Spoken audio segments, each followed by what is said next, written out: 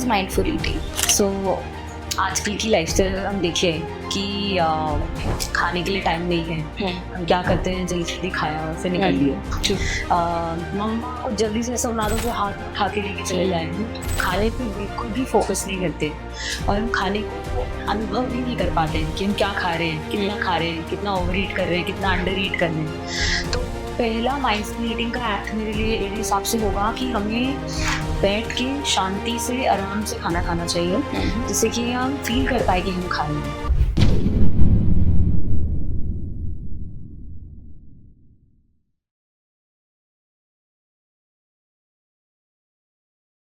Welcome to TVD podcast. आज हमारे साथ हैं Gauri Agarwal ma'am as a health coach. इस पॉडकास्ट में will be discussing about different life styles, कि हमारा लाइफस्टाइल कितना बिगड़ा हुआ है, हमें क्या डाइट लेनी चाहिए, आजकल जो प्रॉब्लम हम फेस कर रहे हैं about stress management and everything, that will be discussing. Let's welcome ma'am. Hi ma'am. Thank you Nandini. So आज हम कवर करेंगे कि हमें किस तरीके से खाना चाहिए, क्या फूड कॉम्बिनेशन सही है या नहीं है, स्लीप एंड स्ट्रेस को कैसे मैनेज किया जाए, क्रॉनिक और एक्यूट डिजीजेस में क्या फ़र्क होता है और इनको कैसे रिवर्स किया जा सकता है। तो आप एक पूरे की पूरी पॉडकास्ट सुने और हमारे साथ बने रहें। मैम नाउडेज हम बहुत ज़्यादा सुन रहे हैं कि हमें बहुत ज़्यादा थॉटफुल और डाइट पे कंसर्न रहे कि अपने लाइफस्टाइल ठीक करना चाहिए, डाइट ठीक होनी चाहिए। तो एक वर्ड उसमें आता है कि माइंडफुल ईटिंग।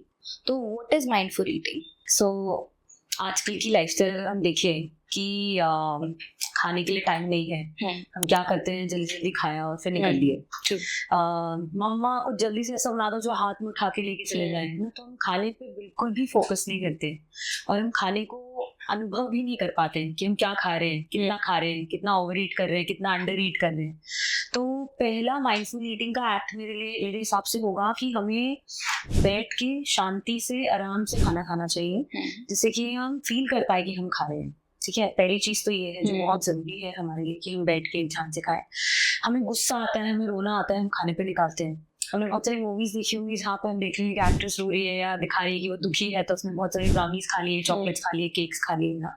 तो वो हमें नहीं करना चाहिए। तो जब हमें गुस्सा है या हमें बहुत ज्यादा दुख हो रहा है या बहुत ज्यादा खुशी हो रही है, हमें उस टाइम पे खाने के बारे में सोचना ही नहीं चाहिए। बट मैम सिर्फ मूवीज में नहीं होता ऐसा, लाइक रियल लाइफ में भी या डे टू डे लाइफ में। लाइक मैंने बहुत लोगों से सुना है लाइक कि अगर कोई डिप्रेशन फेस कर रहा है तो व्हाट दे डू, वो बाहर नहीं निकलेंगे बट वो जंक खाएंगे, वो सब खाएंगे and after a point they realise कि वो चीज गलत कर रहे थे। तो वी कांट से कि मूवीज में होता है, but in real life it's true. हाँ। सो होता क्या है कि जब हम इतने सैड होते हैं या हम एक चॉकलेट खाते हैं उस टाइम पे, तो हमारे बॉडी में ना हैप्पी हार्मोन्स रिलीज होते हैं। तो होता क्या, हमें लगता है कि हम हैप्पी हो गए। तो कोई जो बहुत दुखी होता है तो वो लगता है चलो खाने पे निकाल लेते हैं। तो हम क्या कर रहे हैं, हम ऑलरेडी सैड हैं, हम ऑलरेडी बॉडी को और सैड कर देते हैं। तो माइंडफुल ईटिंग का मतलब ये होता है that you are very mindful of your body also, जो आप कुछ खा रहे हो, है ना। तो बहुत ही ध्यान से ये चीज ध्यान रखनी चाहिए कि ओवर ईट ना करें। ओवर ईट करने का तरीका ये होता है कि चबा चबा के खाएं। अगर हम कुछ भी खाते हैं, हम बहुत सारे वीडियोस ऐसे भी देख रहे हैं जहाँ पे हम देख रहे हैं ASMR हो रहा है या 1 मिनट में इतने सारे गोलगप्पे खाने हैं, ठीक है। तो वो चीज अनडाइजेस्टेड पहुंचती है आपके स्टमक में। आपकी जो बॉडी है वो डिजाइन है कि माउथ में आपके पास मिक्सचर ग्राइंडर है जो आपके दांत है ना, बट स्टमक में कोई मिक्सचर ग्राइंडर है ही नहीं। तो जब जो अनचबा होता है, तो वो जब आपके स्टमक में पहुंचता है तो होता क्या है कि आपकी स्टमक उसको डाइजेस्ट नहीं कर पाता, उसको और टाइम लगता है डाइजेस्ट करने के लिए। क्यों? क्योंकि वो बड़े बड़े पीसेस आपकी बॉडी में पहुंच गए। तो माइंडफुल ईटिंग का एक सेकंड मतलब ये भी है कि आप बहुत प्यार से चबा चबा के उसको धीरे धीरे खाएं। तो एक सेइंग थी जो मेरे मेंटर ने कही थी कि drink your food and eat your juice. तो इसका मतलब है कि जो भी आप कुछ खाना खा रहे हैं, इतना चबाओ कि वो एकदम जूस के जैसे आपकी बॉडी में जाए। और जो जूस आप पीते हैं, जैसे आप जो भी नॉर्मल जूस पी रहे हैं, उसको आप गटगट करके मत पीजिए। तो आप ये देखिए कि अगर 1 गिलास जूस है, उसके अंदर कम से कम 3 से 4 ऑरेंजेस होंगे। 3 से 4 ऑरेंज अगर आप खाएंगे तो उसमें टाइम लगेगा 5 मिनट 10 मिनट, लेकिन अगर वो एक जूस पिएंगे तो आप एक संग पी सकते हैं। तो बॉडी के लिए एकदम से बहुत ज्यादा न्यूट्रिशन लूट हो जाता है जब हम 4 ऑरेंजेस एक साथ पी गए। तो ये बहुत जरूरी है कि आप धीरे धीरे कर ईट योर जूस करें। तो जब आप जूस पीते हैं तो मुंह में रखें, थोड़ा सा उसको करें, करके थोड़ा सा अच्छे से सलाइवा के साथ मिक्स होने दे, फिर उसको बॉडी में अंदर जाने दें। ऑल्सो भी आपने कहा कि हमें जो अपना खाना खाना चाहिए वो बिल्कुल अनडिस्टर्ब तरीके से खाना चाहिए, बट नाउ डेज अभी लोगों को ऐसा होता है कि वो बिना कुछ देखे खाना खा ही नहीं सकते हैं, मतलब एटलीस्ट वो नेटफ्लिक्स या अमेजोन या कुछ वो देखेंगे ही, देन दे ईट। तो is that the right thing? No, it's not the right thing. हमें खाने पे फोकस करना चाहिए कि हम प्रॉपर बाइट्स ले रहे हैं, प्रॉपर छोटी छोटी बाइट्स लेके खा रहे हैं। पहले के जमाने में अपन देखा होता था कि हम नीचे चटाई बिछाकर खाना बैठ के खाते थे, जब हम ऐसे पैर फोल्ड करके अच्छे से सुखासन में बैठ के खाना खाते थे तो हमारी सारी डाइजेस्टिव पावर जाती थी हमारे गट की तरफ।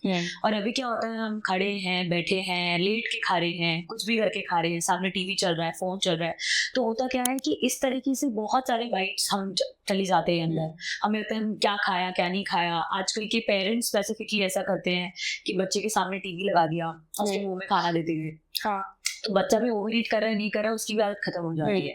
We as human beings have lost the connection with ourselves. हम अपने आप से कनेक्ट नहीं हो पाते हैं, तो हमें ऑन द स्पॉट कुछ ना कुछ चाहिए। अब हम खाना खा रहे हैं, हमें लगता है हमारा माइंड खाली है, हमारा हाथ खाली है, हम क्या करें, तो हम तुरंत टीवी देखते हैं, या फिर हमें कोई चाहिए कि हम बात करते हैं। जब हम खाना खाते हैं और हम किसी से बात करते हैं तो हमारा जो डाइजेशन है वो प्रॉपर नहीं हो पाता है, क्योंकि या तो आप बात कर सकते हो या आप खाना खा सकते हो, राइट? तो जब आप चबाओगे नहीं अच्छे से तो फिर वो बॉडी में पहुंचेगा नहीं, वो अनडाइजेस्टेड फूड पहुंचेगा, राइट? तो हम जब खाना खा रहे हैं 10 मिनट 15 मिनट शांति से बैठ के सिर्फ खाना खाना चाहिए। हमको बोलिए कि खाना खाना है, बिकॉज जो क्लाइंट्स आते हैं ना वो मुझे कहेंगे कि अच्छा आपने जो डाइट दिया था हम सही तो करे, सब कुछ तो सही है, लेकिन खाना खाने में थोड़ा सा दर्द होता है पेट में। तो मैं जब पूछती पहले भी होता था, बोले हाँ होता था। तो फिर मैं उनको बोलती हूँ आपने क्या खाना चबा के खाया? बोले बिल्कुल टाइम नहीं था, 10 मिनट से फट करके खा लिया। तो मैंने बोला आप चाहे आधा खाना खाओ, चाहे आधी रोटी खाओ, लेकिन वो आधी रोटी चबा चबा के खानी चाहिए। चबा चबा के खाओगे तो कभी ओवर ईट नहीं करोगे, कभी वेट पुट ऑन नहीं करोगे, और कभी पेट में दर्द नहीं होगा। मेरे जो राइटर थे उन्होंने एक इंटरेस्टिंग बात बताई थी। उन्होंने ये कहा था, जो मुझे आज तक याद है, मैं सबको बताती हूँ, आपको भी बता रही हूँ, आप सबको बता रही हूँ, कि अगर हमारे खाने में किसी ने जहर भी मिलाया है और हमने चबा चबा के खाया तो क्या होगा कि हमारे जो टंग है, हमारा जो सलाइवा है, वो हमारे ब्रेन को मैसेज भेजाएगा कि ये जहर खा रही है। तो क्या होगा, बिफोर द खाना रीचेस टू आवर स्टमक, हमारा स्टमक तैयार होगा एसिड्स के साथ और हमको तुरंत वॉमिट करा देगा, क्योंकि हमारा बॉडी हमारा बेस्ट फ्रेंड है। बट हमारे माइंड को कैसे पता है कि वो जहर है? कभी मैंने खाया, सब पता है कि ये खट्टा है, कड़वा है, क्या है, ऐसी कितने इंग्रेडिएंट्स है, सबको कुछ पता है। तो हम इतनी जल्दी जल्दी खाते हैं कि हमारे जो टंग है, इसमें सारे तरह टेस्ट ग्लैंड, जो टेस्ट बड्स होते हैं, वो एनालाइज ही नहीं कर पाते कि हम क्या खा रहे हैं, फुट करके खा लेते हैं, है ना? अगर आप धीरे धीरे आराम से खाओगे तो हमारा जो एक सेकंड ब्रेन बोलते हैं, जो हमारा टंग होता है वो भी एनालाइज करता है कि ये मीठा है, कड़वा है, क्या है, इसमें कितने न्यूट्रिएंट्स है ना? तो जो हमारा सलाइवा है वो हमारे बॉडी के पीएच के साथ मैच होता है। तो होता क्या है कि जब आप खाना खाते हो आपकी सलाइवा के साथ आपका खाना मिक्स होता है, तो सलाइवा के साथ खाना मिक्स होकर नीचे जाता है, तो हमारे स्टमक के लिए बहुत ईजी हो जाता है उसको ब्रेक डाउन करना, राइट? इसी प्रोसेस में बॉडी को समझ में आ जाएगा कि ये क्या खा रही है, इसमें कितने विटामिन है, कितने मिनरल्स है, इसमें क्या क्या गंदा है, क्या क्या अच्छा है। लेकिन अगर आप इतनी जल्दी जल्दी खा दोगे तो ब्रेन ऑपरेट ही नहीं कर पाएगा, है ना? तो ये चीज ध्यान रखिए कि चबा चबा के खाएंगे तो लाइफ भी बच सकती है। ऑल्सो जैसे मैंने एक चीज भी सुनी है कि हमें अपना पेट 80% तक फुल करना चाहिए and 20% for this acids and everything. तो is that a true thing? Yes. So इसका एक एग्जांपल देती हूँ मैं आपको। आप अगर सबके घरों में मिक्सी तो होती होगी, है ना? तो उसमें हम जब कुछ ब्लेंड करते हैं तो क्या आप पूरी मिक्सी ऊपर तक भरते हो, मिक्सी चल पाती है? नहीं यार, तो स्टमक भी उस तरीके से ऑपरेट करता है। तो अगर उसको हम 70-80% फुल रखेंगे, थोड़ी सी भूख रहने देंगे तो बढ़िया रहेगा। तो उससे क्या होगा, स्टमक प्रॉपर्ली उसको एडजस्ट कर पाएगा और आपको लाइट भी फील होता है। तो खाना खाते ही हमें स्लगिशनेस वाली फीलिंग आती है कि अच्छा चलो सो जाते हैं, या थकावट सी महसूस हो रही है, तो वो थकावट महसूस होनी बंद हो जाएगी अगर हम 70-80% अपने खाने को उतना ही खाएंगे। मतलब ऑल्सो जैसे लोग ओवर ईट करते हैं तो उससे हमारी बॉडी में क्या इम्पैक्ट पड़ता है? सो एकदम से तो कोई इम्पैक्ट हमें फील होता है कि हाँ प्रोटीन हो रहा है, थोड़ा सा बाहर आ गया स्टमक। फिर नुस्खे आ गए आजकल की, नींबू वाला पानी पी लो, या ये वाली एसिडिटी वाली गोली खा लो करके, जो हमारे एड्स है ना, वो होते हैं कि हमें एसिडिटी हो रहा है, अब ये वाला गोली तुरंत खा लो।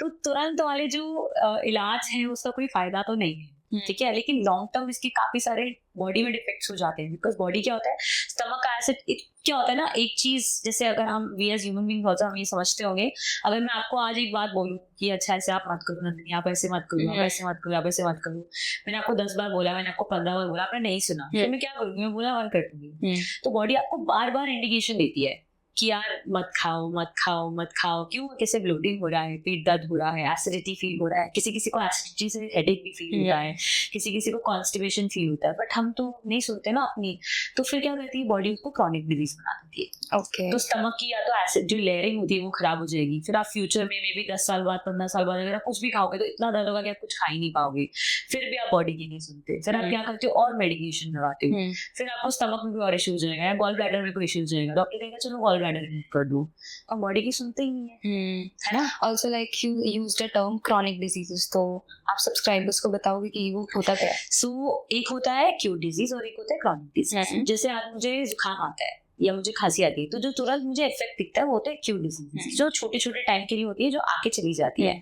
लेकिन अगर हम एक्यूट डिजीजेस को इग्नोर करते हैं, और जैसे कि सर दर्द हुआ, for example very simple thing, sir दर्द हुआ, मैंने दवाई खा लिया, डिस्प्रिन, कॉम्बिफ्लैम, अल्ट्रासेट, व्हाटएवर, डोलो या जो भी आपको मिलता है आपने खा लिया, सर दर्द रुक गया, लेकिन कल दोबारा हो गया, या एक हफ्ते बाद दोबारा हो गया। तो सर दर्द का रूट क्यों क्या था, सर दर्द हो क्यों रहा है, उस पर तो कोई सोचा ही नहीं। तो जब हम दवाइयों से वो दर्द को दबा देते हैं बार बार बार बार, वो चीज क्रॉनिक डिजीज बन जाती है। ओके, ठीक है, मैं अपना ही एग्जांपल लेती हूँ। कॉन्फिडेंस एकदम जीरो हो चुका था, एंड फेस पे जो बोलते हैं ना बॉडी में टेस्टोस्टेरोन लेवल बढ़ चुके थे, क्योंकि हार्मोनल इम्बैलेंस इतना ज्यादा हो गया था, तो फेस पे आदमी जैसे बाल आते थे। So I used to have mustaches and like a lot of beard. तो मम्मा क्या करते थे, ब्लीच करते थे, तो मैं every 10-12 days ब्लीच लगाती थी फेस पे, जिससे कि ब्लैक हेयर वाइट हो जाए। तो जब मैं धूप में खड़ी होती थी तो मेरे फेस पे शाइन आती थी, white and yellow bleached hair की, तो उससे क्या हुआ, मेरी स्किन खराब होने लग गई। तो ये सारे एक्यूट चीजें थी जो मेरे साथ हो रही थी, हेडेक्स हो रहे थे, एसिडिटी हो रही थी, ठीक है, हेयर फॉल हो रहा था, फेशियल हेयर आ रहा था, तब भी उसको मैं इग्नोर करती चली गई, which led to PCOD and a lot more hormonal imbalances which I was not able to realize कि हो क्या रहा है। ठीक है, जब इन सब चीजों की समझ आई कि ये सब क्यों हो रहा है, क्या ऐसे से हो रहा है, तब लगा कि यार डाइट चेंज करनी है, वेट लॉस करना है, वेट भी और कुछ 100 kgs के ऊपर था, और कॉन्फिडेंस तो एकदम खत्म हो चुका था लाइफ में कि करना क्या है, कुछ समझ में नहीं आया। फिर उसके बाद धीरे धीरे करते करते कैसे कैसे पहुंच गए अपने एडोलेसेंस में, कॉलेज निकाल लिया, जॉब पे आ गए, फिर एक वीडियो देखी कहीं से कि डेयरी के बारे में ये सब चीजें थी, वहां से समझ में आया कि अच्छा डेयरी से ये इश्यूज मेरे लाइफ में हो रहे हैं। ठीक है, तो ये चीजें चेंज करते करते करते करते करते मैंने अपनी क्रॉनिक जो बीमारी थी उसको एड्रेस किया कि मेरे को अपना हार्मोनल इम्बैलेंस जो कि एक्यूट था, वो जो क्रॉनिक में कन्वर्ट हो चुका था, उसको रिवर्स करना है। तो बेसिकली अगर कुछ भी होता है तो just consult to a doctor, जिससे कि आप इतना रिपरकशन ना फेस करो। हाँ, लेकिन डॉक्टर्स वाली अगर मैं आपको बात बोलूँ तो डॉक्टर्स जो होते हैं वो आपको तुरंत सिम्टम्स को हटाने के लिए दवाई दे सकते हैं, लेकिन उनकी कोर्स में या उनके कार्यक्रम में न्यूट्रिशन के ऊपर कुछ ज्यादा इम्पोर्टेंस नहीं दिया जाता है। तो अगर मैं डॉक्टर्स के पास गई थी फेशियल हेयर के लिए, उन्होंने बोला लेजर कर लो, तो लेजर करा, 17 sittings 20 sittings of laser I went for my face, but hair वापस आता है। क्यों? क्योंकि बॉडी की दिक्कत तो अंदर से थी ना। अब जब मैंने ये लाइफस्टाइल फॉलो करा है जो मैं करवाती हूँ सबको, मेरा फेशियल हेयर धीरे धीरे अपना आप चला गया। ठीक है, बाल अपना आप वापस आ गए, मैंने कोई सर्जरी नहीं कराई, मैंने कोई मेडिकेशन या लोग जो PRP बोलते हैं या कुछ करवाते हैं वो कुछ कराने की जरूरत नहीं पड़ी। तो अपने आप चीजें, बॉडी जब अंदर से अच्छी सी हो जाएगी तो धीरे धीरे क्रॉनिक चीज भी रिवर्स हो जाएगी, है ना। तो इस तरीके से आप अपना, अगर आपकी बॉडी सिम्टम्स दे रही है आपको, छोटे मोटे ही सही, उनको इग्नोर मत करो, क्योंकि अगर आप उन्हें इग्नोर करोगे, करते चले जाओगे, तो वो चीज क्रॉनिक हो जाएगी। बट जैसे आपको एक YouTube वीडियो के थ्रू पता चला, बट बहुत लोगों को नहीं पता चलता एंड दे डोंट नो कि किस डॉक्टर के पास जाना चाहिए, तो कुछ आप मुझे टिप्स या कुछ बताओ कि हाँ उसको रिकवर कर सकते हैं उस चीज। हाँ, मैंने जब एक YouTube वीडियो देखा तो मैंने वहीं पे नहीं रुकी, मैंने और रिसर्च करा, क्योंकि मुझे अपनी लाइफ ठीक करनी थी। तो मैंने और रिसर्च करा, मैंने एक वीडियोस देखते देखते मैं एक मूवी पे पहुंची नेटफ्लिक्स पे, जिसका नाम था काउस्पिरेसी। ओके तो उसके अंदर दिखाया कि कैसे नॉनवेज का तो जो हमें पता ही है कि कितने मतलब हार्म होता है जब हम खाते हैं, तो एनिमल को मारा जाता है एंड ऑल दैट, वो तो मुझे पता ही था, मैं नॉनवेज भी खाती थी, तो मुझे वो सब पता था, लेकिन मुझे ये पता ही नहीं था कि डेयरी के पीछे इतना ज्यादा वायलेंस था। तो बट दूध तो पीना है, दही तो खाना है, दूध तो चाहिए ही, सो सब सोचा, मैंने सोचा ये सब डॉक्टर बकवास कर रहे हैं, जैसे आपने बोला कि यूट्यूब वीडियो पे कैसे भरोसा कर सकते हैं। तो उसमें बहुत सारी ऐसी चीजें भी थी जहाँ पे लिखा था कि डेयरी कंज्यूम ना करने से बहुत सारे हेल्थ बेनिफिट्स भी हैं। ओके तो उसमें बहुत सारे डॉक्टर्स का नाम मेंशन था, वो डॉक्टर्स भी कुछ कुछ बोल रहे थे मूवी के अंदर। तो मैं वहां पे रुकी नहीं, मैंने उन डॉक्टर्स को मेल करा। सो मैंने डॉक्टर्स को मेल करा ये बोलकर कि मैं इंडिया से हूँ, वो सब अमेरिका के थे। मैंने बोला मैं इंडिया से हूँ और हमारे यहाँ तो ये सब खाना बहुत जरूरी होता है और आप ये सब बकवास कर रहे हो, so I need to speak with you. मैंने कहा मुझे आपसे बात करनी है और मैं आपकी वीडियो कॉल मतलब जो करूंगी मैं वो रिकॉर्ड भी करूंगी, और मुझे अगर बेनिफिशियल लगी या जैसी भी लगी मैं उसको वीडियो यूट्यूब पे भी डालूंगी। तो उन्होंने बोला ठीक है। तो उनमें से 2 डॉक्टर्स ने मुझे रिस्पॉन्ड दिया, डॉक्टर क्लैपर और एक विल टर्टल करके डॉक्टर हैं, दोनों ने मुझे रिस्पॉन्स दिया और मैंने उनका वीडियो एक्चुअली रिकॉर्ड करके अपने यूट्यूब चैनल पे डाल भी दिया। तो फिर मुझे थोड़ा बहुत बिलीफ हुआ। जो मेरे क्रॉनिक हेडेक्स थे जो मैंने आपको बताया वो इतने ज्यादा थे कि मुझे लगता था कि मैं कॉफी नहीं पीऊंगी या दूध नहीं पीऊंगी तो ये और बढ़ेंगे।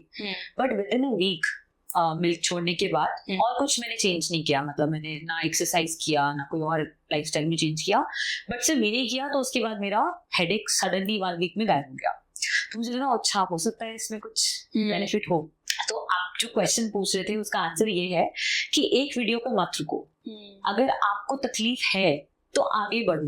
अगर आपको क्वेश्चन पूछने हैं, जो भी आपको वीडियो जो बना रहा है उसको मेल डालो, उसके और वीडियोस देखो, उसके ऊपर और रिसर्च करो। आपकी जो बॉडी है वो आपकी ही है, किसी और की नहीं है ना।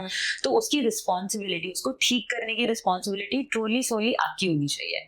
आपको मुझ पे भरोसा है, आप मुझसे बात करो। आपको क्वेश्चन पूछने आप क्वेश्चन पूछो, बट ये नहीं कि आज ये थॉट आया उसको छोड़ दिया, ठीक तो होना ही है, तो बस उस पर काम करना है। मैम जब आपने चीजें चेंज करी तो मतलब विजिबल चेंजेस आपको कैसे दिखने लगे?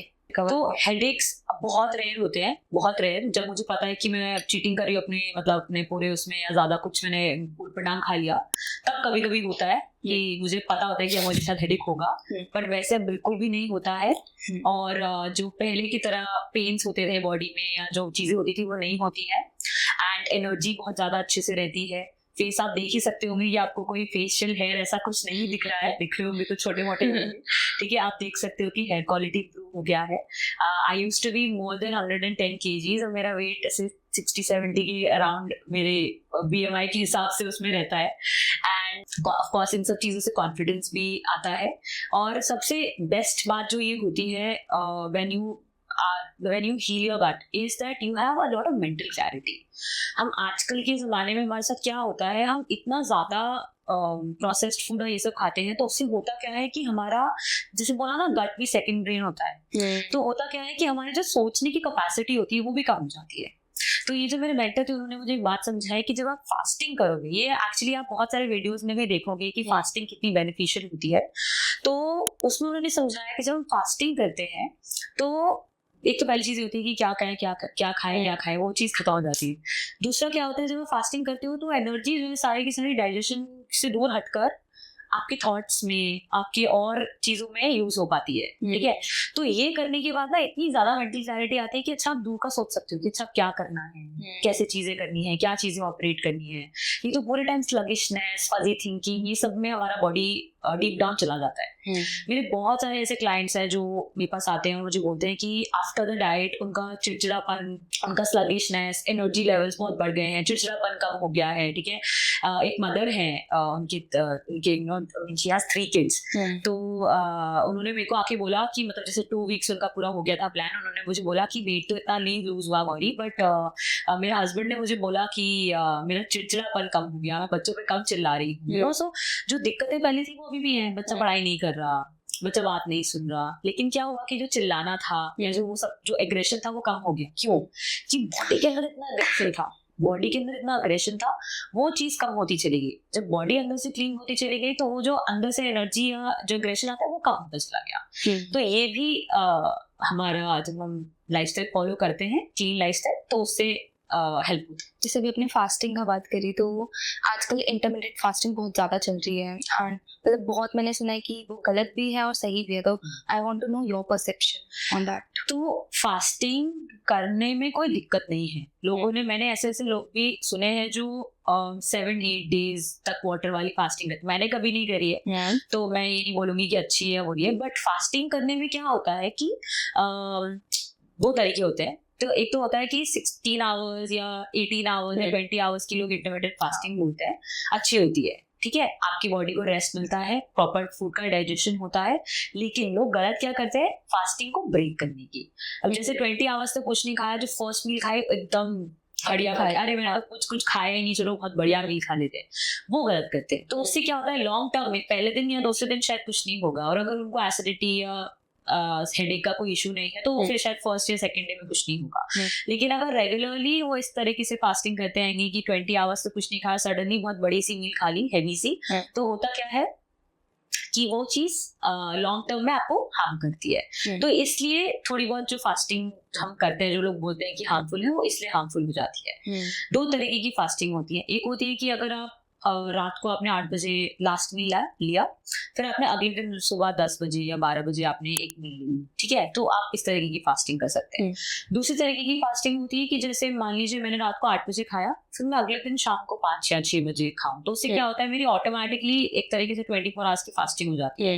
अब इतने लंबे टाइम तक आपके स्टमक ने कुछ नहीं खाया, ठीक है, बॉडी में कोई फूड था कि नहीं, ठीक है, तो सडनली अगर आप बहुत हैवी मील डाल देते हो 6 बजे 8 बजे, जैसा लेडीज जब करवा चौथ का फास्ट करती हैं तो सुबह सुबह सरगी खा लेते हैं, बहुत सारा हैवी मील खा लेते हैं, ठीक है, फिर कुछ 12 आवर्स या 14 आवर्स के लिए कुछ नहीं खाते। तो सडनली जब आप रात को 8 बजे या 10 बजे जब आप फास्ट खोलते हो और आप छोला भटूरा ये सब खाते हो, तो वो बॉडी को प्रोसेस करने के लिए बहुत सारा एसिड और बहुत सारी एनर्जी चाहिए होती है, जो फॉरन में नहीं थी, बिकॉज बॉडी प्रिपेयर्ड ही नहीं था, है ना। इसको इजी वे में अगर मैं मारूं, आपके मैं घर आती हूँ, आप तैयार नहीं थे, आप अपने आराम वाले मोड में थे, आप अपनी सफाई कर रही थी और मैं सडनली आपके घर आ गई, तो अब आपको मेरे को कुछ खिलाना पिलाना है, आपको मेरे को एड्रेस करना है ना, तो वो सडन जो ब्रेक एकदम से शॉक मिलता है, वो बॉडी को शॉक मिलता है। उस शॉक से बॉडी या तो एसिड ज्यादा प्रोड्यूस करेगी या आपको एनर्जी आपकी ड्रेन आउट कर देगी, तो वो दिक्कत होती है। तो फास्टिंग करने में कोई दिक्कत नहीं है, लेकिन फास्टिंग को ब्रेक करने में ये दिक्कत है। ऑल्सो लाइक किसी को इंटरमिटेंट फास्टिंग करनी है तो मतलब they have to start from normal fasting या फिर वो डायरेक्ट कर सकते हैं? तो मैं तो ऐसा रेकमेंड करती हूँ कि 8 o'clock के बाद कुछ भी मत खाओ, और अगर आपको बहुत भूख लग रही है तो या तो कंट्रोल कर लो या सो जाओ या इग्नोर करो, क्योंकि कभी कभी क्या होता है भूख कभी कभी माइंड की भी होती है कि कुछ करने के लिए नहीं है तो चलो कुछ खा लेते हैं, ठीक है। तो मैं 8 o'clock के बाद रेकमेंड करूंगी कि आप कुछ मत खाओ। बाई चांस ऐसा हुआ है कि आपको डिनर करने का टाइम नहीं मिला और आपको अब खाना है 9 o'clock खा लो, वो अलग बात है, लेकिन मैं खाना खा लिया तो 8 o'clock के बाद आप कुछ मत खाओ। तो 8 o'clock के बाद जब सीधा इंसान सुबह 10 बजे खाता है तो ऑटोमेटिकली फास्टिंग हो जाती है। तो मैं मेंशन नहीं करती कि मैं फास्टिंग कर रही हूँ, क्योंकि मैं दिमाग में वो प्रेशर नहीं बनाना चाहती कि ओ मैं फास्टिंग कर रहा हूँ, है ना। मैं बस ये कहती हूँ कि 8 o'clock के बाद खाना हेल्दी नहीं है, आपने खाना खा लिया ना, अब हेल्दी नहीं है, अब आप सीधा सुबह खाना। तो उस तरीके से मैं क्लाइंट्स को ऑटोमेटिकली इंटरमिटेंट फास्टिंग करा रही होती हूँ, which they are not aware of कि हो रही है, ठीक है। फिर मैं वीकली उनको बोलती हूँ कि अच्छा वीकली हम थोड़ा सा फास्ट करेंगे। अब कुछ लोग फास्ट से डरते हैं, उनको लगता है अरे कमजोरी हो जाएगी, हम इतनी मेडिकेशंस पे हैं, ये कैसे होगा, है ना। तो मुझे कोई बात नहीं, ये काम करते हैं 10 o'clock की जगह 11 o'clock कर लेते हैं ब्रेकफास्ट टाइम, ठीक है, 11 की जगह 12 कर लेते हैं। तो मेरे पास जो एक क्लाइंट है उनको फास्टिंग बिल्कुल पसंद नहीं है, वो नहीं कर सकते फास्टिंग, उनको लगता है कि उन्हें कुछ खाना है और मतलब उन्हें हर एक आवर में कुछ खाना है। तो मैंने कहा कोई बात नहीं, आप फास्टिंग मत करो, आप फ्रूट फास्टिंग कर लो। उन्होंने बोला फ्रूट फास्टिंग कर सकता, तो वो हफ्ते में फास्टिंग नहीं करते, वो फ्रूट फास्टिंग करते हैं, मतलब वो सिर्फ फ्रूट्स खाते हैं एक दिन, ठीक है। तो वो भी पॉसिबल है। आप ग्रीन मील से हट के एक हल्की मील पे आ रहे हो फुल डे, तो वो भी आप कर सकते हो। तो हर एक चीज का सोल्यूशन होता है, हर एक इंसान डिफरेंट होता है, हर एक की बॉडी डिफरेंट होती है, हर एक की एनवायरनमेंट डिफरेंट होता है। हो सकता है किसी के घर में बहुत सारे लोग बहुत कुछ खाते हैं और कोई हेल्दी नहीं खा पा रहा है, तो उसका माइंडसेट भी उस तरीके से होता है कि यार मैं क्यों ये सब करूं, बाकी कोई तो कुछ नहीं कर रहा। तो इसलिए हर एक के हिसाब से इस तरीके से डाइट डिजाइन करनी पड़ती है, उनका माइंड समझ के, उनका एनवायरनमेंट समझ कर। तो इसीलिए कभी कभी किसी के लिए फास्टिंग काम करती है, किसी के लिए नहीं करती है। और अगर आपका माइंड एग्री नहीं करता है, मतलब आपका मन नहीं मानता है फास्टिंग करने की, तो कभी काम नहीं करेगी। अगर मैं ये सोचूं कि यार मेरे को फास्टिंग करनी है, अब मैं ही क्यों, मैं बहुत दुखी हूँ, मेरे साथ ही क्यों हो रहा है, मैं ही कल्प्रिट हूँ, तो फिर वो फास्टिंग ना आपको एंजॉयमेंट नहीं देगी। Ma'am there is a term health coaching, तो उसके रिलेटेड बहुत सारे मिथ्स भी हैं, तो आई वांट टू नो कि आप मतलब वो ब्रेक करो कि क्या मिथ है बट उसकी रियलिटी क्या है। जैसे मैंने अभी ही कहा था कि जैसे सबकी बॉडी एक जैसी नहीं होती है, वैसे सारे हेल्थ कोचेस एक जैसे नहीं होते हैं। जैसे सारे डॉक्टर्स एक जैसे नहीं होते हैं, किडनी का डॉक्टर होता है, हार्ट का डॉक्टर होता है, तो वैसे ही बहुत सारे हेल्थ कोचेस होते हैं जो कि सिर्फ पीसीओडी डाइट दे पाते हैं या सिर्फ वेट लॉस डाइट दे पाते हैं। वैसे ही बहुत सारे हेल्थ कोचेस होते हैं जो अलग अलग तरीके से अलग अलग एरियाज में काम कर पाते हैं, है ना। तो पहला मैं तो यही है कि अच्छा ये हेल्थ कोच, और ये तो ये भी बता देंगे, वो भी बता देंगे, है ना। और हेल्थ कोच का जो दूसरा मत है वो यही है कि सारे हेल्थ कोच डाइटिशियन नहीं होते हैं कि अच्छा सिर्फ वेट लॉस में हेल्प कर रहे हो, ठीक है। एंड तीसरा मिथ है हेल्थ कोच का कि जैसे कि मैंने पहले भी मेंशन किया था कि हेल्थ कोच एक डॉक्टर जैसे एडवाइस नहीं दे सकता है। तो अगर कोई बीमारी है तो हम डॉक्टर के पास जाएंगे, हेल्थ कोच के पास नहीं जाएंगे। तो जैसे मैंने बताया था, तो सेकंड मिथ होता है कि जैसे मैंने आपको बताया कि जैसे कोई मेरे पास आता है, मुझे बोलेगा कि आप क्या करते हो, तो मैं बताऊंगी कि मैं हेल्थ कोच हूँ, तो कहीं अच्छा आप डाइटिशियन हो, तो वो चीज गलत है कि मतलब सारे हेल्थ कोचेस सिर्फ डाइटिशियन ही होते हैं। डाइटिशियन एक डिफरेंट होता है, हेल्थ कोच एक डिफरेंट होता है। हेल्थ कोच आपकी ओवरऑल हेल्थ पे काम करवाता है, ठीक है। तो ओवरऑल हेल्थ के अंदर सब कुछ आता है, ईटिंग आती है, खाना आता है, एक्सरसाइज आती है, फास्टिंग आती है, आप क्या सोच रहे हो, कैसे थॉट्स है, उस पर भी काम करता है एक हेल्थ कोच ना। और तीसरा मिथ है कि हेल्थ कोच, अगर आपको बीमारी है तो आप डॉक्टर के पास जाना प्रेफर करोगे, बट आप अपनी ओवरऑल हेल्थ पे काम नहीं करते, क्योंकि आपका एक हेल्थ कोच करवा सकता है। क्योंकि डॉक्टर्स जो है न्यूट्रिशनल एडवाइस नहीं दे पाते हैं, वो आपकी सिम्टम्स को टैकल कर सकते हैं कि आपको ये दिक्कत हो रही है, इसकी दवाई खा लो, या इस चीज को चेंज कर सकते हैं, लेकिन जो रूट कॉज है डॉक्टर उस पर काम नहीं कर पाते। तो एक हेल्थ कोच जो है आपको उस रूट कॉज पे काम कर पाएगा, उस रूट कॉज को चेंज करेगा और आपकी पूरी की पूरी ओवरऑल हेल्थ पे काम कर पाएगा। आपको एक छोटा सा एग्जांपल देती हूँ कि अगर किडनी में दिक्कत है तो किडनी की दवाई मिलेगी, लेकिन अगर किडनी की दिक्कत की वजह से दवाई खा रहे हो, उस दवाई से हो सकता है कोई और साइड इफेक्ट हो, जिससे कोई और ऑर्गन पे जोर पड़ रहा हो, ठीक है। तो वो चीज के लिए फिर आपको दूसरे डॉक्टर के पास आना पड़ेगा। बट अगर आप एक हेल्थ कोच के पास जाते हो तो वो आपकी टॉप टू बॉटम पूरी की पूरी हेल्थ के ऊपर काम करेगा, जैसे किडनी की दिक्कत, हार्ट की दिक्कत, पैंक्रियास की दिक्कत, सब दिक्कतों को एक साथ सॉल्व करेगा। आजकल हम लाइक लोगों की जो स्लीप साइकिल है वो भी बहुत कम हो गई है, लाइक वो एक एक दो दो बजे सो रहे हैं, लेट उठ रहे हैं, तो उस वजह से भी लाइक हमारा स्ट्रेस बढ़ रहा है और हमें प्रॉब्लम फेस करनी पड़ी अपनी लाइफस्टाइल में। जो हमारा सर्कैडियन रिदम है कि इस टाइम पे सोना चाहिए, तो 10 to 2 के बीच में बोलते हैं कि सबसे बढ़िया टाइम होता है, हीलिंग पीरियड होता है कि आप 10 बजे सो जाएं, 2 से 3 बजे तक आप बढ़िया से डीप नींद, अगर आपकी डीप स्लीप आपको मिलती है तो वो आपके लिए हीलिंग पावर क्रिएट करती है बॉडी के अंदर। तो मेरे पास जैसे क्लाइंट आते हैं वो मुझे बोलेंगे कि हमें नींद नहीं आती है, हम 10 बजे भी अगर लेट जाएंगे बेड पे तो नींद नहीं आती है। तो पहला सोल्यूशन है जो मैं उनको देती हूँ कि have a warm water bath, मतलब हल्के गर्म पानी से अगर आप थोड़ा सा नहा लेते हैं तो उससे क्या होता है, बॉडी के पोर्स खुल जाते हैं, बॉडी रिलैक्स हो जाती है, दिन भर की जो थकान थी वो चली जाती है। और तीसरी चीज जो होती है कि जैसे दिन भर में जो टॉक्सिन्स हम इकट्ठा करते हैं, घूमते फिरते पोल्यूशन होता है, डस्ट जमा आती है, तो वो भी रिलीज हो जाती है। तो बॉडी जब खुल जाता है तो बॉडी सोने वाले मूड में भी आ सकता है, ठीक है। पहला चीज तो ये है जो हमें फॉलो करना चाहिए। दूसरा चीज ये है कि 1 घंटा पहले एटलीस्ट स्क्रीन टाइमिंग 0 कर दें, क्योंकि अगर हम मोबाइल देखते रहेंगे तो उसकी ब्लू लाइट हमारे जो हार्मोन्स है तो उनसे इंटरफेयर करती है, तो वो हमें ब्रेन में मैसेज भेजते हैं अरे अभी सोने का टाइम नहीं है ना।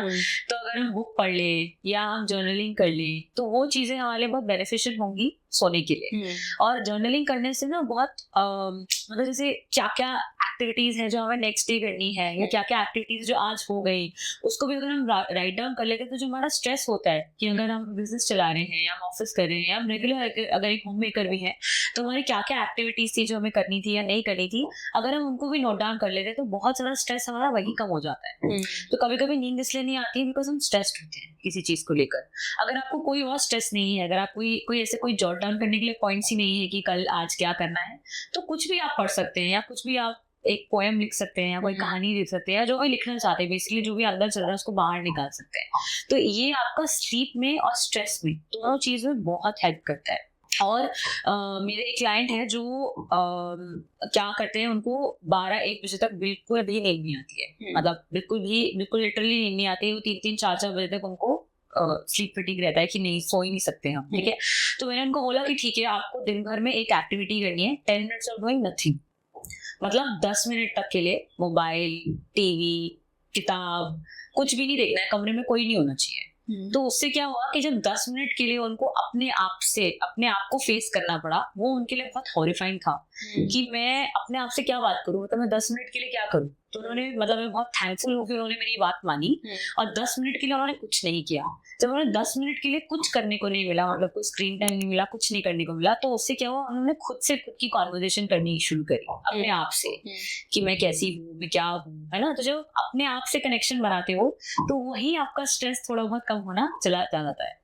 तो अब ऐसा हो गया है आफ्टर 3-4 मंथ्स विद ट्रेनिंग हर कि अब वो सो पाती है बिना दवाइयों के, नहीं तो वो बिना दवाई के सो ही नहीं सकती थी, है ना। तो ये बहुत जरूरी है कि आप अपने आप से कनेक्शन बनाने की कोशिश करो। आजकल का जो हमारा जमाना है सोशल मीडिया वाला, मूवीज हो गए, हम अपने आप से कनेक्ट नहीं कर पाते हैं।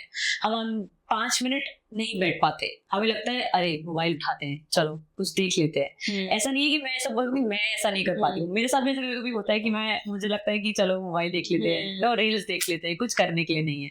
तो उस टाइम पे बहुत जरूरी है कि आप अपने आप से कनेक्शन बनाओ। आपको क्या करना है, आपको, मतलब ये नहीं कि लाइफ के गोल्स हैं, बट अपने आप से एक कॉन्वर्जेशन करने वाला एक रिदम बनाना चाहिए अपनी लाइफ में। तो उससे स्लीप, स्ट्रेस, जो भी क्रॉनिक स्ट्रेस है वो भी आपका एड्रेस हो पाता है। तो अगर हम लाइक 10 मिनट कुछ नहीं कर रहे बट दिमाग में तो बहुत चीजें चलने दो उनको, 10 मिनट चलने दो चीजों को। जब आप रील्स देखते हो, जब आप वीडियोस देखते हो, तो आप देख रहे हो किसी और ने क्या बनाया है, आपका दिमाग क्रिएटिव ही नहीं हो पा रहा है ना। जब आप लिखते हो तो आप जॉट डाउन कर रहे हो आपकी क्रिएटिविटी बाहर। जब आप पढ़ते हो तो जो पढ़ रहे हो वो आप सोचते हो, तो उससे आपकी क्रिएटिविटी बाहर आती है।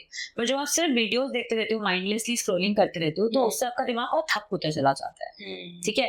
तो वो चीजें हमें बंद करनी है। तो सोने से पहले स्पेसिफिकली बहुत जरूरी है कि 1 घंटे पहले हम वीडियोस, फोन्स या मूवीज नहीं देखें, ठीक है।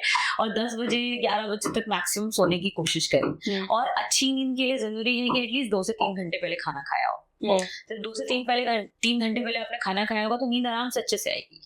Now what is plant based diet? तो प्लांट बेस्ड डाइट का मतलब है जो भी चीज प्लांट से आप, मतलब जो भी हम चीजें खा रहे हैं वो प्लांट से आई हुई हो, प्लांट से डिराइव होती हो। जैसे कि फल हो गए, सब्जियां हो गई, दालें हो गई, नट्स हो गए, सीड्स हो गए, जो भी चीज धरती से उगती है जिसमें लाइफ होती है उसको प्लांट बेस्ड बोलते हैं, ठीक है। प्लांट बेस्ड के साथ साथ आता है होल फूड प्लांट बेस्ड। तो होल फूड में क्या होता है कि जो चीज पूरी की पूरी, मतलब हर चीज में पैक्ड न्यूट्रिएंट्स हो साथ में। तो जब अगर हम पीनट खाते हैं तो पीनट में ऑयल भी होता है, फाइबर भी होता है, विटामिन्स होते हैं, न्यूट्रिएंट्स होते हैं, प्रोटीन होता है, सब कुछ होता है। लेकिन अगर आप सिर्फ पीनट ऑयल खाते हो या आप सिर्फ कोकोनट ऑयल खाते हो तो सिर्फ आप प्योर फैट खाते हो। तो जब हम whole food plant based diet बोलते हैं तो हम ये कहते हैं कि हम सिर्फ एक न्यूट्रिएंट के पीछे नहीं भाग रहे हैं, हम होल फूड ले रहे हैं, ठीक है। तो मैं अगर बोलूँ प्लांट बेस्ड डाइट की अगर मैं बात करूँ, तो अगर आप एक फल फ्रूट खाते हो, जैसे एक मील अगर आपकी पूरी फ्रूट्स की है तो वो एक फ्रूट मील हो गई, ठीक है। अगर आप जैसे अगर आप लंच खाना चाह रहे हैं तो उसके अंदर सैलेड्स इंक्लूड करिए आपने, और आपकी सब्जियां हो गई, दाल हो गई, ठीक है। मिलेट बेस्ड अगर आपके ग्रेन्स हो जाते हैं तो वो whole food plant based diet के अंदर आते हैं। तो प्लांट बेस्ड डाइट के अंदर ये सारी की सारी चीजें इंक्लूड होती हैं। प्लांट बेस्ड के अंदर अगर मैं बोलूँ कि मिल्क कहाँ से आता है, तो हमारे पास बहुत सारे सोर्सेस हैं मिल्क के। मतलब ऐसा नहीं है कि न्यूट्रिशन के लिए हम मिल्क सोर्सेस को ले रहे हैं, but for our recipes I can say कि हम मिल्क को इन सोर्सेस के थ्रू बनाते हैं। जैसे कि आमंड मिल्क हो गया, कैशू मिल्क हो गया, हेम्प सीड मिल्क हो गया, सेसमी सीड मिल्क हो गया, देन सोया मिल्क हो गया, कोकोनट मिल्क हो गया, राइस मिल्क हो गया, वॉलनट मिल्क हो गया, पिस्ता मिल्क हो गया। सो हमारे सारे सोर्सेज के थ्रू रागी मिल्क भी हम बना सकते हैं, ठीक है। सो ये सारे सोर्सेज के थ्रू मिल्क जो है हम यूज कर सकते हैं। इन हर तरीके के डिफरेंट तरीके के मिल्क के अंदर डिफरेंट तरीके के न्यूट्रिएंट्स होते हैं। तो अगर जैसे कैल्शियम के लिए हमें लेना है तो हम रेकमेंड करते हैं, अगर चाइल्ड के लिए बात करते हैं तो बच्चे के लिए हम रेकमेंड करेंगे कि कोकोनट मिल्क से स्टार्ट करें। कोकोनट मिल्क को थोड़ा सा डाइल्यूट करके पानी के साथ उसको दे सकते हैं। और बहुत ही ज्यादा न्यूट्रिएंट या बहुत ज्यादा कार्ब हेवी अगर मिल्क चाहिए तो ओट मिल्क होता है, ठीक है। तो ऐसे डिफरेंट सोर्सेज ऑफ मिल्क आ जाते हैं प्लांट बेस्ड डाइट के अंदर। आपकी जो दालें होती हैं वो सारी की सारी दालें आपकी प्लांट बेस्ड डाइट में आती हैं। छोले हो गए, राजमा हो गया, मसूर दाल, ग्रीन मूंग दाल, ठीक है, तूर दाल, सारी की सारी दालें आपकी प्लांट बेस्ड डाइट के अंदर आती हैं। सारी सब्जियां, पालक, आलू, बीट रूट, खीरा, घिया, गाजर, सब कुछ प्लांट बेस्ड में आ जाता है। मैम जीरो वेस्ट लाइफस्टाइल क्या होता है?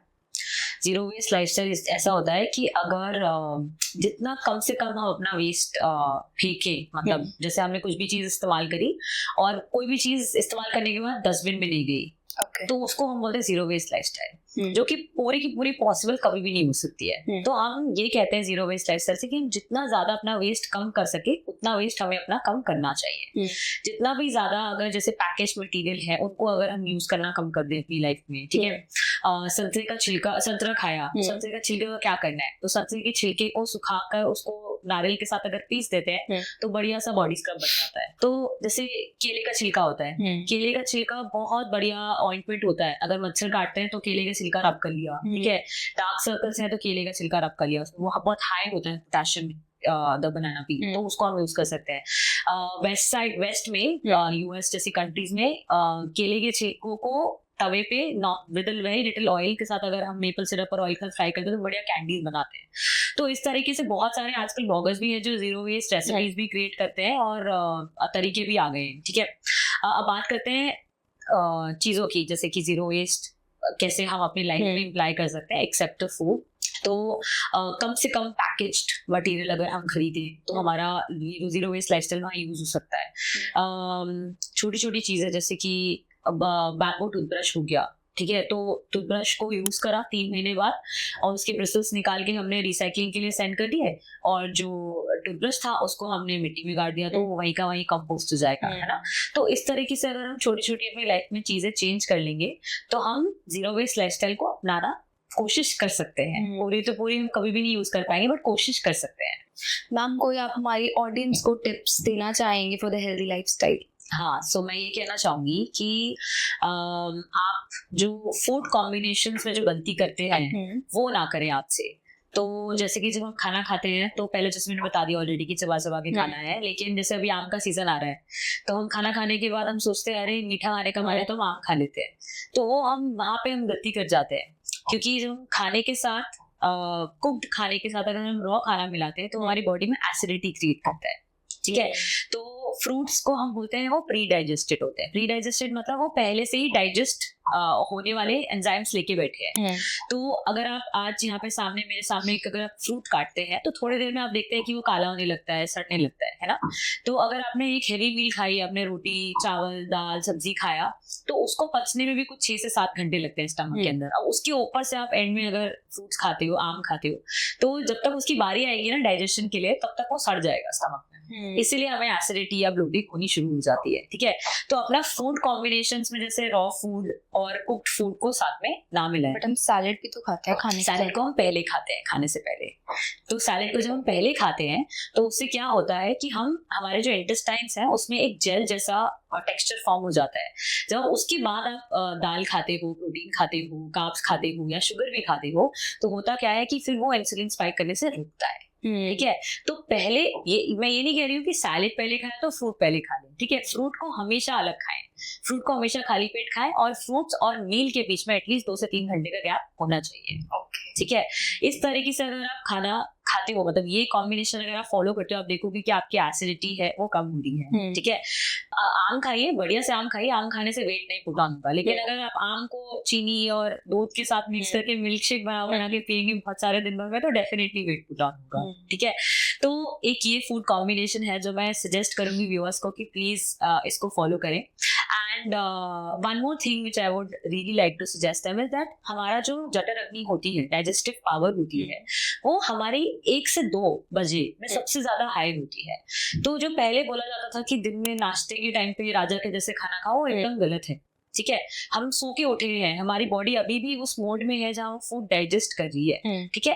तो सुबह सुबह अपना पेट हल्के खाने से भरें। तो मैं तो सजेस्ट करूंगी फ्रूट से भरें, ठीक है। तो मैं कुछ 4-5 साल से रोज नाश्ते में सिर्फ स्मूदी लेती हूँ या फिर फल खाती हूँ। मेरा एनर्जी लेवल भी बढ़िया ताकतवर रहता है और उसके साथ मुझे मेरी डिजीज रिवर्सल या वेट लॉस में भी हेल्प करता है, ठीक है। तो सुबह नाश्ते में फल खाएं और दोपहर में अपना बढ़िया से मील खाएं जिसमें आपका थोड़ा बहुत सलाद हो, आपके प्रोटीन हो, कार्ब हो, बढ़िया से अपना दोपहर में अच्छा सा मील खाएं। शाम को हल्का ग्रेन फ्री लाइट मील खाएं, शाम को दोबारा फल खाना है तो दोबारा फल खा लें, ठीक है। तो इस तरीके से आप फॉलो करेंगे, आप देखोगे कि आप डिजीज भी रिवर्स कर पा रहे हो, आप वेट भी लूज कर पा रहे हो, और धीरे धीरे करके आपको अच्छा भी महसूस होने लगेगा। तो ये एक टिप है जो आपको डेफिनेटली फॉलो करनी चाहिए। थैंक यू हमारे साथ अब तक बने रहने के लिए। अगर आपको कोई और जानकारी चाहिए या आपको कुछ पूछना है तो आप ये कॉन्टैक्ट डिटेल्स यहाँ मेंशन है, इन पे आप पूछ सकते हैं।